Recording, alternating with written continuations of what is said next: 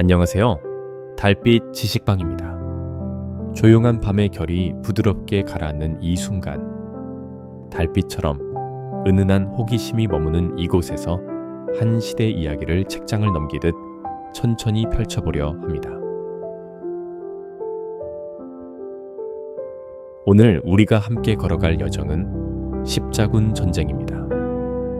신의 이름으로 시작되었지만 그 안에는 믿음과 두려움, 갈등과 희망이 켜켜이 쌓여 유럽과 중동의 시간을 깊게 흔들어 놓았던 시대가 담겨 있습니다. 전쟁의 함성 너머에는 우리가 지나쳤던 사람들의 작은 선택과 남은 흔적이 고요히 머물러 있습니다. 이 시간만큼은 그 발자국을 천천히 따라가며 그 시대가 품었던 감정의 결을 잔잔한 흐름 속에서 함께 바라보겠습니다. 그럼 이제 이야기의 첫 장을 고요히 천천히 열어보겠습니다.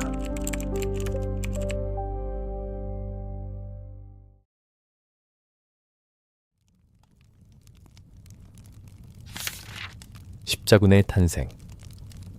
11세기 후반의 유럽은 길고 어두운 겨울을 오래도록 머금은 땅처럼 고단한 기운이 천천히 스며 있는 시대였습니다.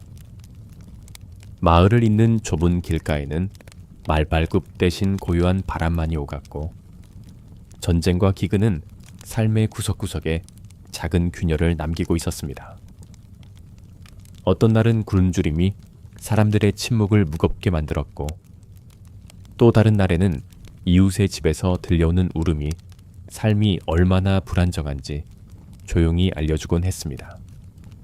영주들은 영토를 조금 더 확장하기 위해 서로에게 칼을 겨누며 긴 시간을 보냈습니다.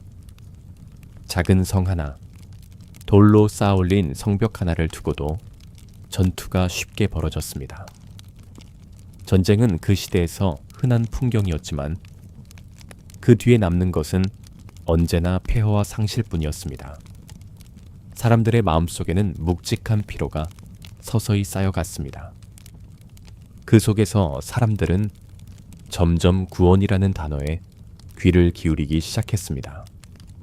기적을 기대하기보다는 지금의 삶을 벗어나 새로운 길로 나아가고 싶다는 절박한 마음이 더 컸습니다. 그러던 어느 겨울 끝자락, 유럽 전역은 조용히 흔들리기 시작했습니다. 성지 예루살렘에서 순례자들이 위협을 받고 있다는 소문이 장터와 교회, 가정집 문틈 사이로 퍼져나갔습니다. 신의 이름이 모욕당했다는 이야기는 사람들의 가슴에 불씨처럼 남았고, 그 사실 여부보다 더 무서운 것은 그 소문이 모두의 마음속에서 이미 진실이 되어가고 있다는 점이었습니다. 1915년 프랑스의 작은 도시 클레르멍의 어느 아침, 수백 명의 성직자와 기사, 그리고 각지에서 모여드는 사람들이 단상 앞에 조용히 서 있었습니다. 그들의 얼굴에는 약간의 두려움과 기대가 함께 서려 있었고, 지금 이 순간이 어떤 변화를 가져올지 알 수 없다는 긴장감이 감돌고 있었습니다. 단상 위에는 교황 우르바누스 2세가 서 있었습니다. 그는 회중을 천천히 바라보며 잠시 말을 멈추었습니다. 그 순간 공기는 유난히 가라앉아 있었고, 사람들은 호흡을 고르며 다음 말을 기다렸습니다. 그리고 마침내 그의 목소리가 낮고 단단한 울림으로 퍼져나갔습니다. 형제 여러분, 동쪽에서 우리의 신앙이 위협받고 있습니다. 그는 예루살렘이 이교도의 지배 아래 있다고 말했고, 순례자들이 모욕을 당하고 있다고 덧붙였습니다. 사람들은 고개를 끄덕였고, 그 말 속에서 불안과 분노, 그리고 희망이 동시에 흔들리기 시작했습니다.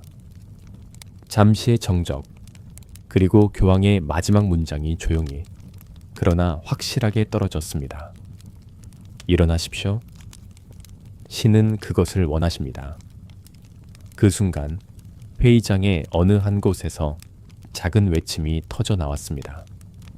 데 유스 볼트. 신이 그것을 원하신다. 그 외침은 순식간에 커졌고 마치 파도가 일어나는 듯 회중 전체를 감싸며 번져나갔습니다. 서로 다른 삶을 살아온 사람들이었지만 그 순간만큼은 한 방향을 바라보고 있었습니다. 가난했던 이도, 이름을 가진 귀족도, 미래를 잃어버린 젊은이도 그 외침 속에 자신을 맡겼습니다.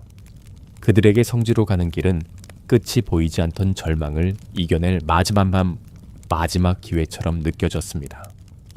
그리고 그날 이후 십자군이라는 이름의 큰 물결이 유럽을 움직이기 시작했습니다. 그 흐름은 단순한 전쟁을 넘어 유럽의 역사와 중동의 미래까지 바꾸어 놓는 거대한 여정이 되었습니다.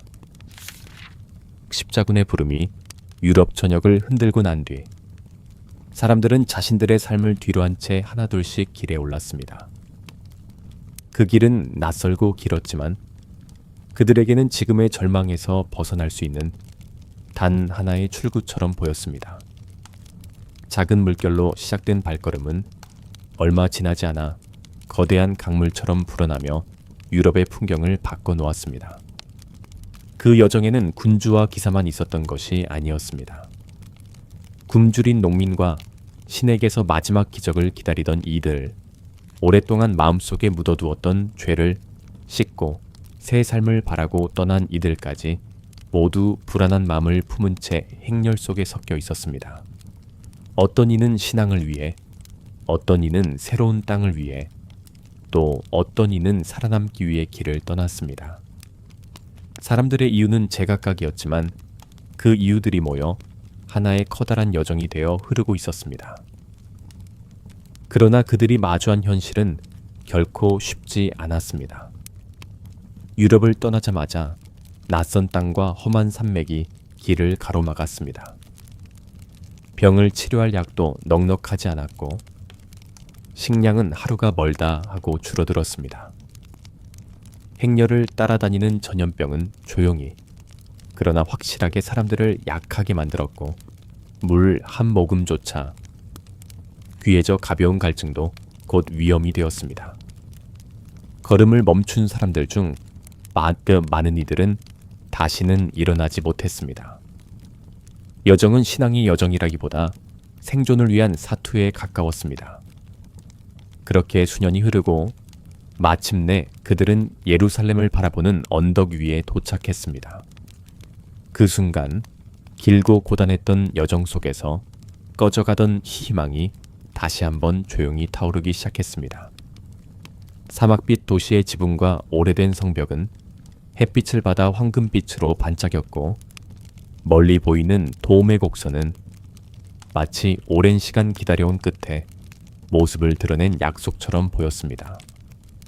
사람들은 떨리는 숨을 고르며 그곳에 서 있는 자신을 믿기 어려워했습니다. 하지만 성 안의 상황은 달랐습니다. 예루살렘은 오랜 세월 요새 도시로 자리 잡아 있었고 이슬람 수비대는 이미 치열하게 전투를 준비하고 있었습니다. 십자군은 성을 포위했고 공방전은 길고 고통스러운 나날로 이어졌습니다. 성벽 아래에는 부상자들이 쌓여갔고 병사들은 극심한 더위와 목마름 속에서 하루에도 몇 번씩 쓰러졌다가 다시 일어나기를 반복했습니다. 그들은 서로의 어깨를 붙잡아가며 내일을 기약하기 어려운 하루를 견뎠습니다. 결정적인 순간은 어느 새벽, 아직 태양이 지평선 너머에서 천천히 떠오르기 전 찾아왔습니다. 습한 새벽 공기 속에서 긴장된 정적이 감돌았고 포위망을 지탱하던 말뚝이 흔들리는 소리가 희미하게 들렸습니다. 곧이어 공성탑에 불길이 옮겨 붙으며 성벽 한쪽이 무너져 내렸습니다. 그 틈은 크지 않았지만 전쟁의 방향을 완전히 뒤바꿀 만큼 충분했습니다. 십자군은 그 틈으로 밀려들며 가시지 않은 분노와 두려움, 그리고 지친 생존의 갈망을 안고 싸웠습니다. 성 안에서는 혼란이 폭발하듯 번졌고 울부짖음과 금속이 부딪히는 소리가 뒤엉켜 도시는 순식간에 전쟁의 소용돌이에 빠졌습니다. 일부 기록에는 그날을 이렇게 적고 있습니다. 성전의 돌 하나하나가 붉게 젖어 있었다. 혼란 속에서도 누군가는 기도했고, 누군가는 절규하며 성문을 지켰고, 또 누군가는 이 모든 싸움이 정말 신이 원한 길인지 조용히 스스로에게 묻고 있었습니다. 그러나 그 질문은 폭력과 연기의 소음 속에 묻혀버렸습니다. 해가 저물 무렵 십자군은 마침내 예루살렘을 완전히 장악했습니다. 누군가에게는 승리라 부를 수 있는 순간이었지만 도시는 수많은 생명을 잃었고 성전의 긴 그림자 아래에는 말없이 쓰러진 이들의 기도가 남아 있었습니다. 승리를 외치는 목소리와 땅에 주저앉아 떨리는 손을 바라보는 사람들의 침묵이 묘하게 뒤섞이며 밤을 맞이했습니다. 그날 밤 예루살렘의 하늘은 이상할 만큼 고요했습니다. 불길은 아직 잔잔히 타오르고 있었지만 도시를 감싸는 공기에는 설명하기 어려운 허무함이 스며 있었습니다. 어떤 이는 기쁨으로 벽에 기대 울었고 또 어떤 이는 죄책감에 고개를 들지 못했습니다. 누군가는 자신이 믿어온 모든 것이 옳았다 외쳤고 또 누군가는 마음 한켠에서 지울 수 없는 의문을 느끼고 있었습니다. 십자군은 성지를 되찾았습니다. 그러나 그 승리는 완전한 해방이 아니었고 도시 곳곳에 남은 상처가 전쟁의 진실을 조용히 말해주고 있었습니다. 이날의 피로 젖은 돌 위에서 십자군의 새로운 장이 천천히 펼쳐질 준비를 하고 있었습니다. 살라딘의 등장. 1919년 예루살렘이 십자군의 손에 넘어간 뒤 중동의 도시들은 전쟁의 상처를 조용히 품은 채 침묵을 이어가고 있었습니다. 상인들은 장터에서 전쟁 소식을 조심스레 주고받았고 학자들은 이 혼란스러운 시대를 어떻게 기록해야 할지 양피지를 앞에 두고 오래 고민했습니다. 사람들은 잃어버린 성지를 떠올리며 한숨을 내쉬었고 언젠가 이슬람 세계가 다시 하나의 힘으로 모일 날을 기다리고 있었습니다. 그 시기에 사람들의 입에 오르내리기 시작한 이름이 하나 있었습니다. 살라딘. 그는 아직 영웅으로 불리기 전이었지만 혼란에 지친 사람들은 그의 이름에서 묘한 기대를 느끼기 시작했습니다. 마치 시대가 조용히 누군가를 앞으로 부르고 있는 것처럼 말입니다. 젊은 시절의 살라딘은 전쟁보다는 학문과 사색에 가까운 사람이었습니다. 그는 종교와 역사, 도시의 구조를 이해하려 했고 칼을 들고 전장을 누비는 삶을 스스로 선택한 적은 거의 없었습니다. 하지만 시대는 그에게 다른 역할을 요구했습니다. 분열된 이슬람 세계의 틈 속에서 그는 점점 군사적 책임을 맡게 되었고 전장을 피할 수 없는 위치로 서서히 옮겨가고 있었습니다. 그의 출발은 야망이 아니라 이 균열을 더 두고 볼 수 없다는 판단에서 비롯된 것이었습니다. 사람들이 그를 처음 만났을 때 가장 강하게 기억한 것은 그의 조용함이었습니다. 그는 쉽게 화를 내지 않았고 명령을 내릴 때에도 목소리를 높이지 않았습니다. 부하가 실수를 하더라도 즉각적으로 책망하지 않았고 왜 그런 일이 벌어졌는지 먼저 이해하려 했습니다. 혼란의 시대에 이르던 지도자는 흔치 않았습니다. 사람들은 그의 절제된 태도에서 안정감을 느꼈고 그의 주변으로 점점 더 많추던 이들이 모이기 시작했습니다. 그러나 이 조용함은 결코 나약함이 아니었습니다. 지켜야 할 것은 끝까지 지키고 불필요한 피로 대가를 치르지 않겠다는 냉철한 결단이 그 안에 함께 있었습니다. 살라딘의 지도력은 부드러움과 단호함이 절묘하게 균형을 이루고 있었고 이는 혼란 속에서 큰 힘을 발휘했습니다. 그가 활동을 시작하던 시기에 이슬람 세계는 수많은 왕조와 도시국가로 나뉘어 있었습니다. 각 세력은 서로를 견제했고 하나의 목표를 향해 움직이기 어려운 구조였습니다. 살라딘은 이 분열이야말로 성질을 잃은 가장 근본적 원인이라고 보았습니다.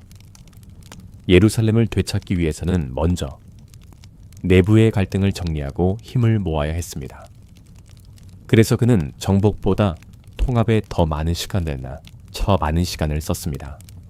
어떤 도시는 조약으로 묶고 어떤 세력은 포용을 통해 자신의 편으로 만들었습니다. 이 과정은 느리지만 단단한 기반을 만들었습니다. 그가 차지한 도시들이 안정되기 시작하자 사람들은 깨달았습니다. 이 사람은 단순히 군대를 이끄는 장군이 아니라 혼란을 정리하고 질서를 다시 세우려는 지도자라는 것을.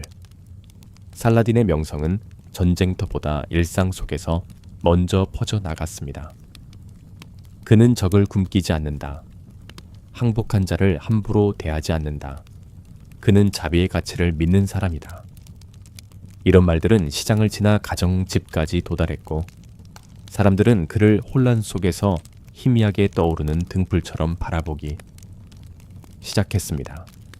세력이 하나둘 모이기 시작하자 이집트와 시리아를 비롯한 여러 지역이 점차 그의 이름 아래 뭉치기 시작했습니다. 병사들은 자신들이 단순히 전쟁을 수행하는 것이 아니라 무너져가던 질서를 바로 세우는 길을 걷고 있다고 믿었습니다. 이 믿음은 살라딘의 군대를 하나로 묶는 가장 강력한 힘이 되었습니다.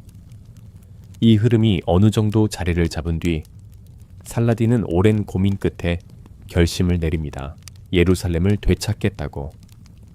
이 결심은 분노나 복수심에서 비롯된 것이 아니었습니다. 성지가 다시 평온을 되찾아야 이 지역의 미래가 열릴 수 있다는 판단. 그리고 분열된 이슬람 세계가 하나의 상징 아래 뭉치기 위해서도 예루살렘은 반드시 필요했습니다. 그의 결심이 내려진 순간부터 각 지역에서 병사와 지원이 모여들기 시작했습니다. 살라딘은 힘을 과시하는 대신 병사 한 명, 그러니까 백성 한 명의 마음을 다독이며 천천히 전진했습니다. 그에게 전쟁은 파괴를 위한 것이 아니라 혼란을 정리하고 새로운 질서를 세우기 위한 과정이었습니다. 1187년 하틴 전투가 벌어졌습니다. 태양은 들판을 뜨겁게 뒤덮었고 모래바람은 시야를 흐릴 정도로 강했습니다. 십자군은 지쳐 있었고 살라딘의 군대는 침착하게 움직였습니다. 전투의 결과는 명확했습니다. 십자군은 돌이킬 수 없는 패배를 맞았고 예루살렘을 지킬 힘을 잃었습니다. 전투가 끝난 뒤 살라딘은 포로들을 향해 차분한 목소리로 말했습니다. 무기를 내려놓은 이들에게 칼을 겨눌 이유는 없다. 그 말은 전쟁터의 모두에게 깊은 울림을 남겼습니다. 승리는 칼 끝이 아니라 품격에서 완성된다는 것을 그는 알고 있었습니다. 그는 곧바로 예루살렘으로 향했습니다. 십자군이 성을 점령한 지 거의 90년 만에 도시는 다시 이슬람군의 포위 아래 놓였습니다. 그러나 이번에는 피로 붉게 젖은 돌들이 쌓이지 않았습니다. 도시는 항복을 선택했고 살라딘은 약탈을 금하며 시민들을 보호했습니다. 떠나려는 이들에게는 안전한 길을 보장했습니다. 그날의 예루살렘은 고요했습니다. 칼날 대신 조용한 발걸음이 들렸고 비명 대신 숨을 고르는 사람들의 소리가 들렸습니다. 전쟁이 남긴 상처는 컸지만 살라딘의 선택은 많은 이들에게 평화가 아직 가능하다는 사실을 보여주었습니다. 그의 이름은 이 순간 이후 유럽에서도 전설처럼 퍼져나갔습니다. 적국의 왕도, 기사도 그의 선택과 품성 앞에서는 고개를 끄덕일 수밖에 없었습니다. 살라딘은 전쟁의 시대 속에서 힘보다 품격으로 기억되는 드문 인물이었습니다. 그는 이 시대에 조용한 질문을 남겼습니다. 혼란 속에서도 우리는 무엇을 선택해야 하는가? 그리고 어떤 선택이 사람들의 마음을 지켜낼 수 있는가? 사자의 심장. 리처드 왕과 살라딘. 예루살렘이 살라딘의 손에 돌아간 뒤 유럽의 여러 왕국들은 충격과 깊은 상실감에 휩싸였습니다. 성지를 잃었다는 사실은 정치적 문제를 넘어 신앙의 중심이 무너졌다는 의미였기 때문입니다. 그 격앙된 분위기 속에서 한 왕의 이름이 빠르게 떠올랐습니다. 리처드 1세, 훗날 사자왕이라 불린 인물입니다. 리처드는 어린 시절부터 기사도의 가치를 절대적으로 믿었고 전장에서의 명예를 무엇보다 중하게 여겼습니다. 그의 전투 감각은 탁월했고 결단력은 군대를 단숨에 움직이게 하는 힘이었습니다. 하지만 그가 십자군에 참여한 동기는 단순한 명예를 넘어섰습니다. 성지 상실은 왕권을 강화할 기회였고 유럽 내부의 경쟁 구도에서 우위를 확보할 발판이 될 수 있었습니다. 정치적 계산과 신앙적 열망, 이 두 축이 리처드를 성지로 향하게 한 원동력이었습니다. 살라딘 또한 그의 출정을 알고 있었습니다. 리처드를 결코 가볍게 보지 않았습니다.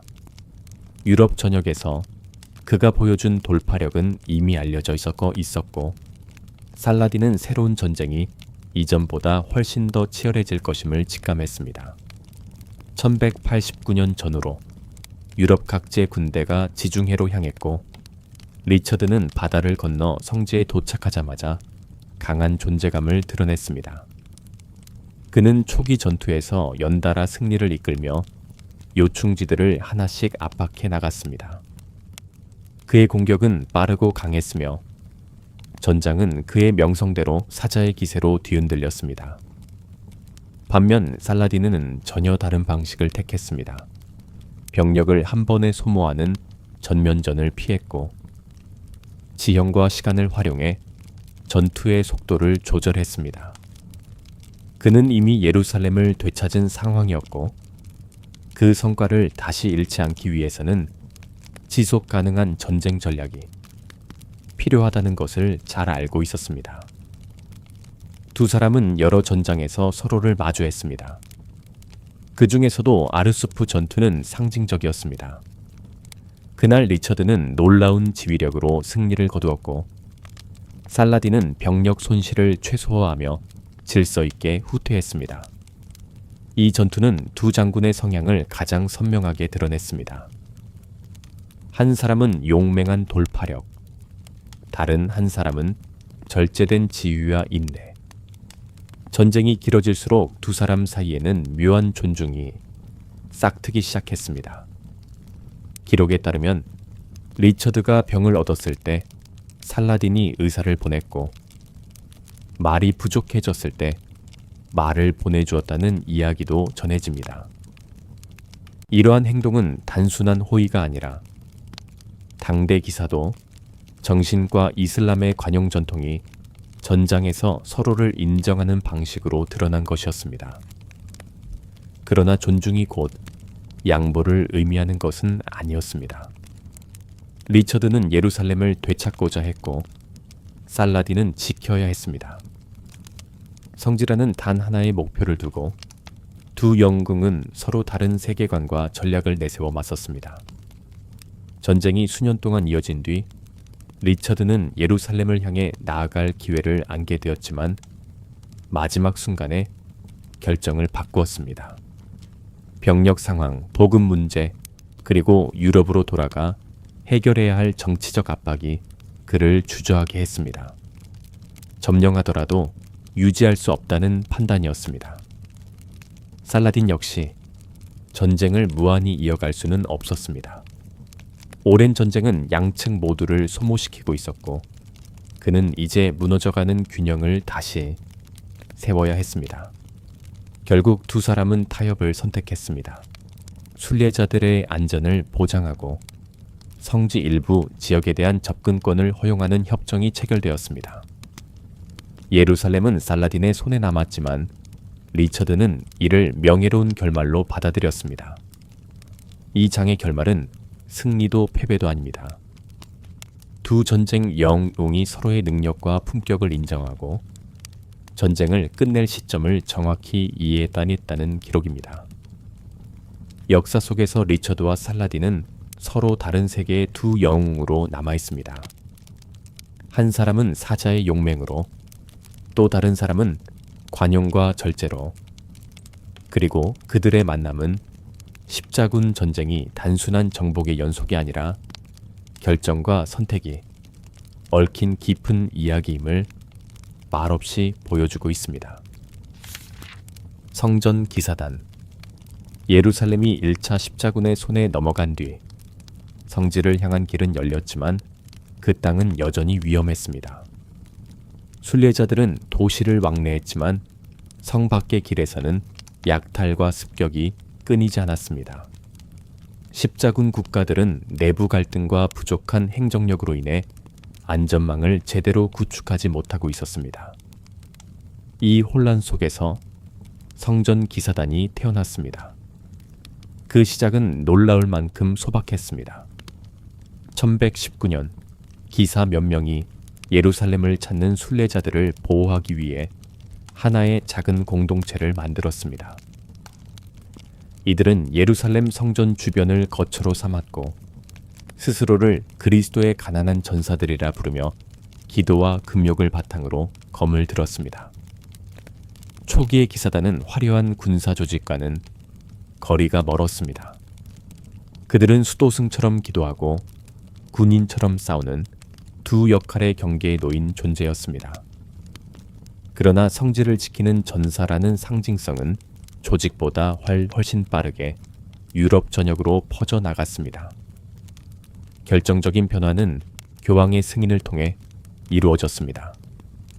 성전 기사단은 교황 직속 권한을 부여받고 세금 면제와 독립된 운영을 보장받았습니다. 이것은 단순한 종교적 지지가 아니라 유럽 각지에서 자금과 인력을 끌어모을 수 있는 막강한 기반을 의미했습니다. 그때부터 기사단은 본격적으로 성장하기 시작했습니다. 십자군 국가들은 전문적이고 규율 잡힌 군대를 필요로 했습니다. 기사단은 전초 기지를 세우고 성벽을 보수하며 낙후된 군사 체계를 체계적으로 정비했습니다. 전쟁이 벌어질 때면 가장 위험한 전선에 투입되었고 이들의 희생은 유럽 사회에 널리 알려졌습니다. 그 결과 기사단은 성지를 지키는 신의 병사라는 명예를 얻었습니다. 이 무렵 기사단의 활동은 군사에만 머무르지 않았습니다. 전쟁에는 막대한 비용이 들었고 유럽 귀족들은 기사단에 재산을 기부하거나 보관을 맡겼습니다. 성지까지 이어지는 이동 경로를 보호하는 능력 또한 널리 알려지면서 기사단은 유럽에서 가장 안전한 금융 조직으로 자리 잡았습니다. 예루살렘에서 파리, 런던, 시칠리아까지 그들은 자신들만의 금융망을 구축했고 전쟁과 경제를 동시에 움직일 수 있는, 지질 수 있는 힘을 갖게 되었습니다.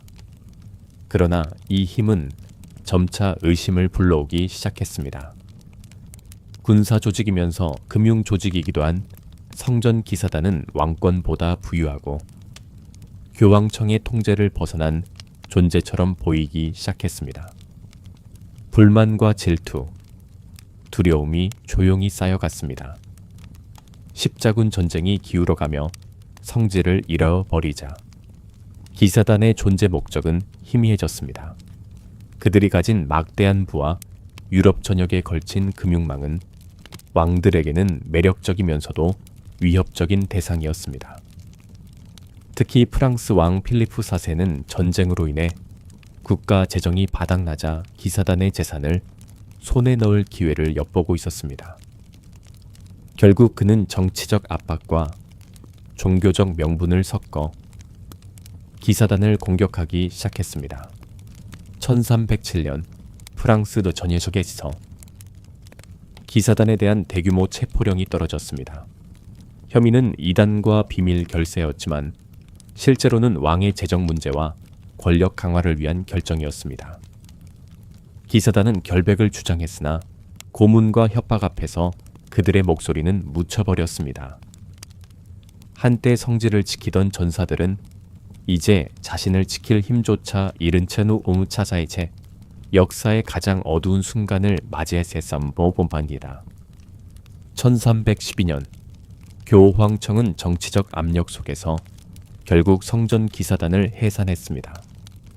그들의 요새는 폐허가 되었고 재산은 왕실과 교회로 흩어졌습니다. 마지막 단장 자크드 몰래는 화형대에서 끝을 맞으며 자신들에게 내려진 판결이 부당하다고 끝까지 외쳤다고 전해집니다. 성전 기사단의 역사는 빛과 어둠이 길게 교차하는 이야기입니다. 성지를 지키기 위한 가난한 수도 기사단으로 시작했지만 유럽에서 가장 부유하고 영향력이 좀 있는 조직이 되었고 그 힘은 결국 정치적 두려움과 질투의 표적이 되었습니다. 그들의 몰락은 한 가지 사실을 조용히 말해줍니다. 힘이 목적을 넘어설 때, 그리고 그 힘이 균형을 잃을 때 어떤 조직이든 역사의 표적이 될 수 있다는 것. 성전 기사단은 그렇게 빛과 어둠의 경계를 오가며 한 시대의 중심에서 사라져갔습니다. 기적을 믿은 사람들. 십자군 전쟁이 시작된 뒤 유럽 전역에서는 예상하지 못한 또 다른 움직임이 나타났습니다. 왕과 기사들이 이끄는 공식 십자군이 아니라 가난한 농민들과 길을 잃은 젊은 이들이 스스로 성지를 향해 나서는 흐름이었습니다. 역사는 이 비공식적 움직임을 농민 십자군이라 부릅니다. 그들이 들고 있던 무기는 단단한 믿음이었습니다. 어떤 이는 빛과 굶주림에서 벗어나기 위한 탈출을 꿈꿨고 어떤 이는 자신이 지은 죄를 씻고 싶어 떠났으며 어떤 이는 성지로 가기만 하면 기적이 일어날 것이라 믿었습니다.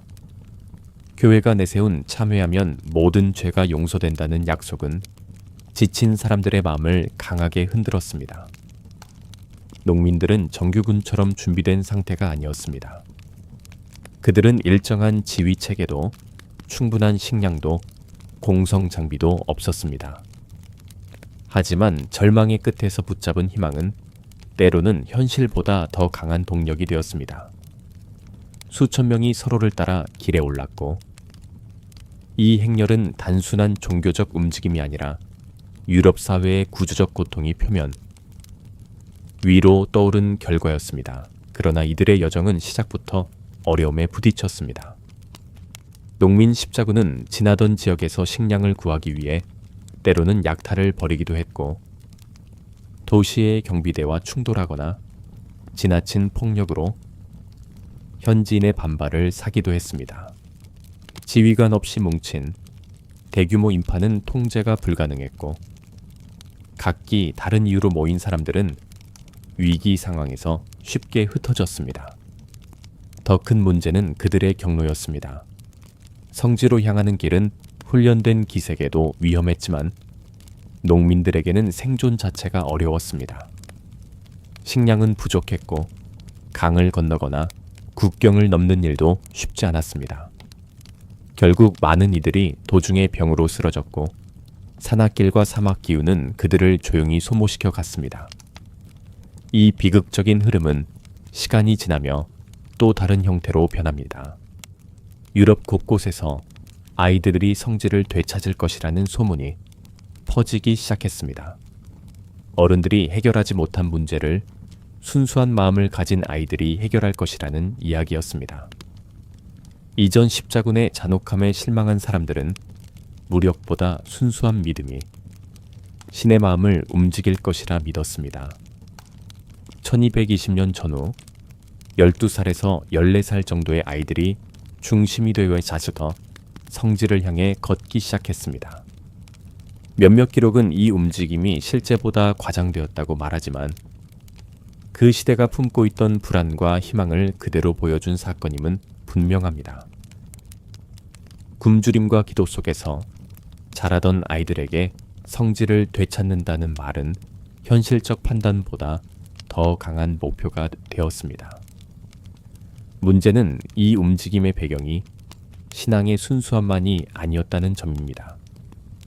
일부 지역에서는 농민과 빈민들이 겪는 구조적 고통이 극심해졌고, 아이들의 십자군은 그 절망이 신앙이라는 형태로 드러난 것이었습니다.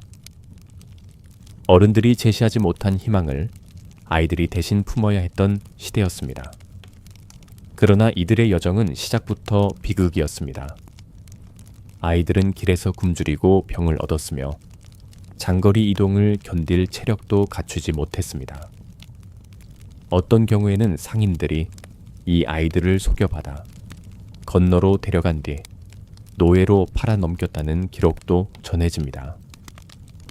그들은 성지에 닿기도 전에 세상이라는 더 큰 위험 앞에서 쓰러져 갔습니다. 농민 십자군과 아이들의 십자군은 십자군 전쟁의 공식 기록에서는 길게 다루어지지 않습니다. 승리도 전략도 남기지 못했기 때문입니다. 하지만 이 두 사건은 중요한 사실을 보여줍니다. 십자군 전쟁은 단지 왕과 기사들의 전쟁이 아니었습니다.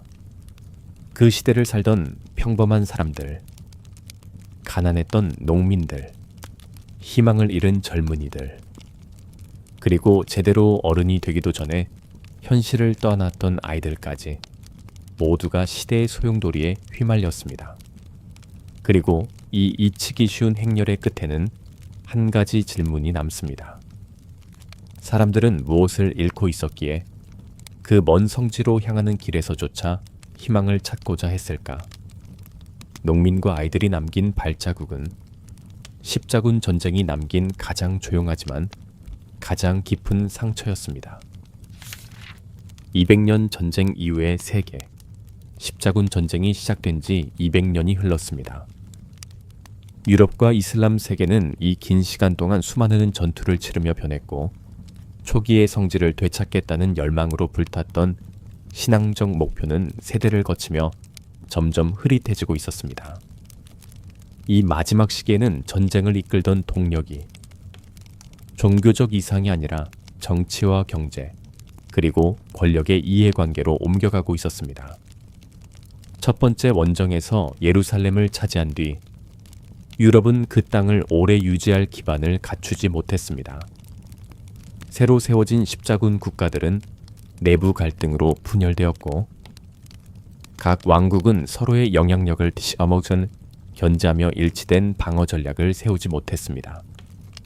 유럽 내부의 복잡한 정치 구조는 성지를 지키는 데 필요한 연대보다 각자의 이익을 먼저 고려하게 만들었습니다. 십자군 국가를 지탱하려면 안정적인 보급과 재정이 필수였지만 유럽 본토는 끊임없이 새로운 문제를 겪고 있었습니다. 몇몇 왕국은 전쟁 비용으로 인해 세금 부담이 극심해졌고, 그 과정에서 백성들의 불만이 커졌습니다. 왕권과 귀족 간의 갈등도 심해졌습니다. 십자군을 유지하기 위해 필요한 공통된 의지는 점점 약해지고 대신 피로와 분열이 쌓여갔습니다. 이슬람 세계는 한동안 여러 왕조로 나뉘어 갈등했지만 살라딘 이후로는 일정한 통합 흐름이 이어졌습니다. 물론 그들 또한 권력 다툼을 겪었지만 성지를 지키겠다는 목표만큼은 지속되었습니다. 유럽이 내부 문제로 흔들릴 때 이슬람 세계는 서서히 전쟁의 주도권을 되찾아 갔습니다. 전쟁의 균형은 이 시기에 뚜렷하게 기울기 시작했습니다. 유럽의 지도자들은 십자군의 명분을 유지하려 했지만 그 명분이 얼마나 취약해졌는지는 사람들도 교회도 느끼고 있었습니다. 전쟁을 다시 일으키기 위해 들려주는 말들은 예전처럼 사람들의 마음을 움직이지 못했습니다. 어떤 이들에게는 전쟁이 신앙이 아니라 단순한 정치적 계산으로 보이기 시작했습니다. 이 과정에서 가장 충격적인 사건은 유럽인들이 같은 유럽인을 공격한 일이었습니다. 콘스탄티노폴리스 약탈은 그 상징적인 장면입니다. 십자군의 이름으로 움직인 군대가 이슬람도 아니고 오스만도 아닌 같은 기독교 국가를 공격했습니다. 이 일은 십자군의 목적이 완전히 변질되었음을 분명히 보여주었습니다. 성지는 점점 멀어지고 전쟁은 대신 권력을 위한 도구로 변하고 있었습니다. 후기 원정들은 대부분 이렇다 할 성과이시 없이 끝났습니다. 전쟁에 필요한 물자와 병력을 제대로 마련하지 못했고 정치적으로도 명분이 약했습니다. 어떤 원정은 바다에서 좌초했고 어떤 원정은 출발조차 제대로 하지 못했습니다. 십자군이라는 이름은 더 이상 영광을 상징하지 않았습니다. 전쟁은 실질적인 영역에서는 실패였지만 한 가지 중요한 변화가 조용히 일어나고 있었습니다. 유럽과 이슬람 세계는 이 오랜 갈등 속에서 서로의 문화발을 이전보다 훨씬 깊게 이해하게 되었다는 점입니다. 전쟁은 무역과 이동을 자극했고 그 속에서 수많은 지식과 물자가 서로 오가왔습니다. 향신료, 의학, 천문학, 철학, 수학, 섬유기술 이 모든 것들이 유럽 사회로 유입되면서 생활과 학문의 수준이 크게 달라졌습니다. 이 지식의 흐름은 시간이 지나 르네상스의 기반이 되었고 유럽 문명의 변화를 촉진하는 핵심 요소가 되었습니다. 반대로 이슬람 세계도 유럽의 정치 시스템과 전술, 그리고 군사 기술을 관찰하며 변화했습니다. 정치적 혼란 속에서도 상대의 강점과 약점을 배워가며 새로운 대응 전략을 세워나갔습니다. 결국 두 문명은 전쟁이라는 충돌 속에서 상호 이해라는 또 다른 흐름을 경험하게 되었습니다. 하지만 아무리 많은 변화가 있었더라도 전쟁이 남긴 상처는 쉽게 사라지지 않았습니다. 십자군 전쟁은 수많은 도시를 잡은 거건 도자 수많은 도시를 파괴했고 곳곳에서 인구가 급감했으며 두 문명 사이에는 오래도록 원망과 거리감이 남았습니다. 또한 유럽 내부의 사회 구조도 크게 흔들렸습니다. 전쟁을 떠난 사람들이 돌아오지 못하면서 노동일의 적운동계에 공백이 생겼고 경제와 행정체계에도 균열이 나타났습니다. 이처럼 십자군 전쟁의 마지막 시기는 무언가를 얻기 위해 싸웠지만 그 과정에서 더 많은 것을 잃은 시대였습니다. 목표로 했던 성지는 지켜지지 못했지만 전쟁이 남긴 영향은 국가를 넘어 문명 전체를 흔들었습니다. 200년의 전쟁 끝에 남은 것은 승리의 깃발이 아니라 서로를 바라보며 배우게 된 두 문명의 흔적이었습니다. 그리고 이 흔적은 오늘날까지도 종교와 역사, 그러니까 세계 질서를 논할 때 중요한 배경이 되고 있습니다. 십자군 전쟁은 실패한 원정으로 끝났지만 그 과정은 새로운 시대를 여는 문이기도 했습니다. 결국 이 전쟁의 진짜 유산은 성지가 아니라 전쟁 속에서 태어난 변화의 씨앗이었습니다.